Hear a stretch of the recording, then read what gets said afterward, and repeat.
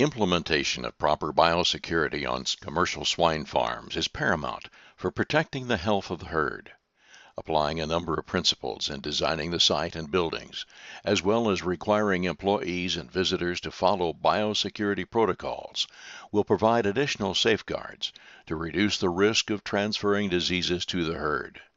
Likewise, helping people to understand that the inside of the operation is the clean side in the biosecurity equation, and everything outside the farm should be considered dirty from the perspective of the potential for disease entry.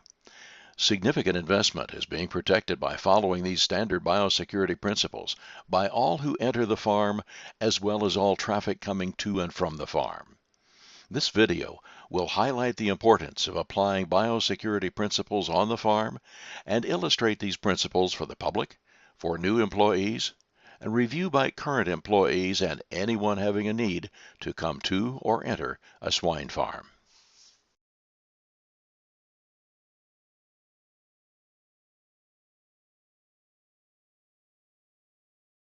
To reduce and minimize the risk of introducing disease within a modern pork production facility, all incoming animals should be quarantined and tested to limit the risk of disease entry.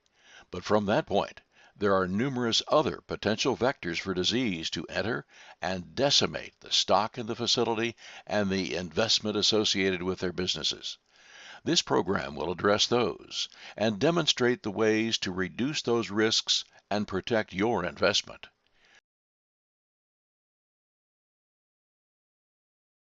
You will learn about disease entry via newly introduced pigs, people, supplies and equipment, birds and rodents, vehicles, and internal controls on biosecurity.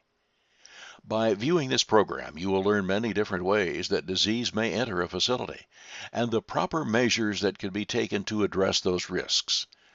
You will work through a checklist of potential disease vectors, such as those found in the PQA and TQA manuals, and the actions that can be taken to address those. While this checklist can be implemented at any facility, it should be tailored for specific locations.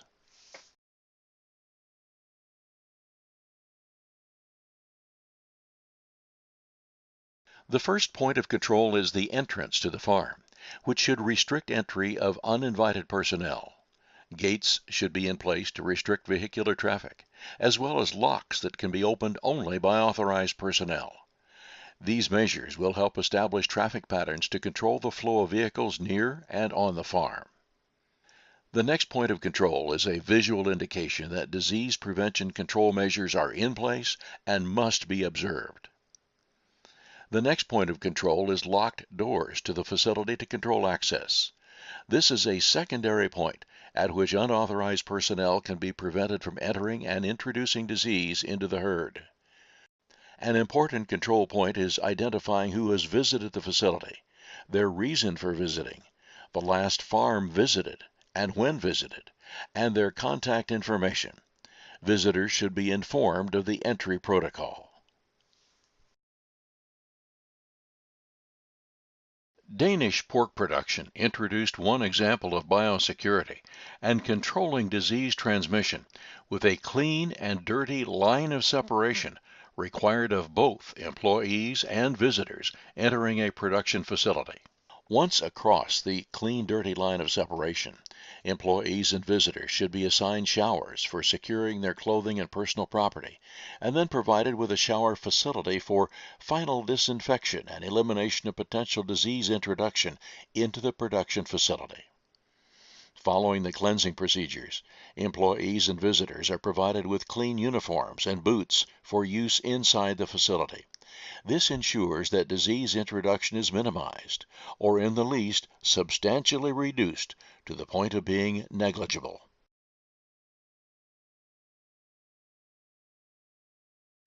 Once authorized personnel are inside the disease-secure area, provisions need to be made to provide them with decontaminated equipment, consumables, and other deliveries to the facility. This can be accomplished with the implementation of ultraviolet light, which can kill bacteria and viruses which may be found on the items being used inside the decontaminated area. Such items can be moved through a chamber filled with UV light and then safely enter the disease-free area. For items that are impractical for a UV chamber decontamination, the use of fumigation rooms can be used.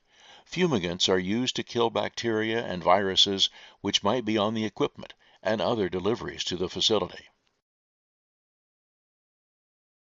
The next item on our checklist addresses other environmental disease vectors not associated with human activity. A tight, secure pork production facility will carefully control those opportunities for disease to be introduced and prevented before they have a chance to create havoc inside the facility. The first of two environmental factors that need to be addressed is birds. As indicated by the extensive losses in poultry production facilities from migratory birds carrying avian influenza, birds can carry a wide variety of diseases which can be introduced into a pork production facility. There are methods of reducing this potential, and one of them is bird netting. The other environmental disease vectors which are common around locations with feed are rodents. Rats, mice, and other small rodents can find ways to penetrate a facility to secure food and shelter. Once inside, droppings can harbor bacteria and viruses, which can decimate a herd thought to be secure. A method of control is to ensure the facility is tight, with regular inspection around the foundation to seal any point of rodent entry.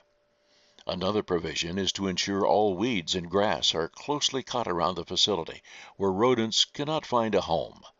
Regular mowing is necessary, along with the maintenance of borders around buildings composed of materials that can be kept clean. In the normal operation of a disease-free pork production facility is the regular delivery of swine, which must also be subject to the same disease prevention protocols as the employees who work with them daily. Protocols must be established and strictly followed to ensure that one pig does not infect thousands of others. The final point on the checklist is the regular delivery of feed to the facility. Trucks that move from one pork operation to another have the potential of spreading disease, and a secure facility should have protocols that specify a feed delivery traffic pattern designed to reduce disease transmission. Thus far, we have primarily discussed external biosecurity, trying to keep diseases out. It's also important to recognize the need for applying internal biosecurity plans and protocols. Here, the intention is to minimize the spread of disease which already exists within the herd and facility. Examples of internal biosecurity protocols to consider might include number 1, age segregation, where we build and operate facilities keeping a narrow age spread within a room or facility. We even build facilities to group farrowing sows and litters, or nursery pigs, and wean to finish pigs by age. Some producers target no more than 8 days age difference within a room or building to keep pigs with similar disease status and immunity together. Number 2. Planning the schedule to work from younger to older pigs when doing chores or processing pigs, assuming the older pigs likely would have more germs and not wanting to spread them to younger and cleaner pigs. Number 3. Training workers to not spread germs from one pig or pen to another, being certain to handle and process healthy pigs before treating those that are sick and or experiencing scours or diarrhea. This might include training workers to not stand or step into farrowing crates or pens to reduce the risk of spreading scours and diarrhea from one litter to another, or from one pen or room to another. Utilizing foot baths as you move from room to room, and washing hands or changing disposable glove after handling pigs during litter treatment can curb internal spread of disease. We believe it starts with employee training so that proper downtimes and biosecurity is observed. Dedicated truck fleets, whether it be pig trucks or feed trucks, and just overall facility design to aid in proper biosecurity and movement of animals to avoid accidents with poor biosecurity. We believe that employee training is the first one. Also, proper downtimes for employees between hog farms or service people. How that we bring lunches, supplies, animals, anything coming into the unit would be of a concern to us for maybe things that people don't think about when it comes to biosecurity. We are strong believers in running rooms all in, all out, where animal flow is all in or all out, as it says. Proper disinfection, animal movement, cleaning processes, anything that has to do with cleanliness and movement of animals from one sector to the other with an outflow in mind is what we focus on. And there is a lot of cost, but we feel it's very important to have proper biosecurity. PERS brakes, PED brakes, things of that nature are extremely expensive, and we try to prevent all that we can.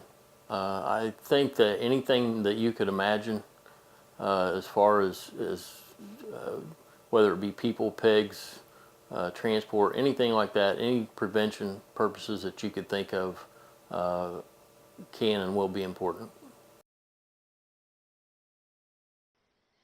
In this program, you have learned that disease transmission can be fatal, literally and figuratively, to a pork operation, and all necessary measures should be taken to reduce and eliminate the risk of disease transmission. You have learned items that should be on a checklist, which can help in achieving that goal. Let's quickly review those. Farm access control with gates and locking potential. Proper farm disease control signage. Locked doors and controlled access. Visitor sign-in log and posted farm entry protocol.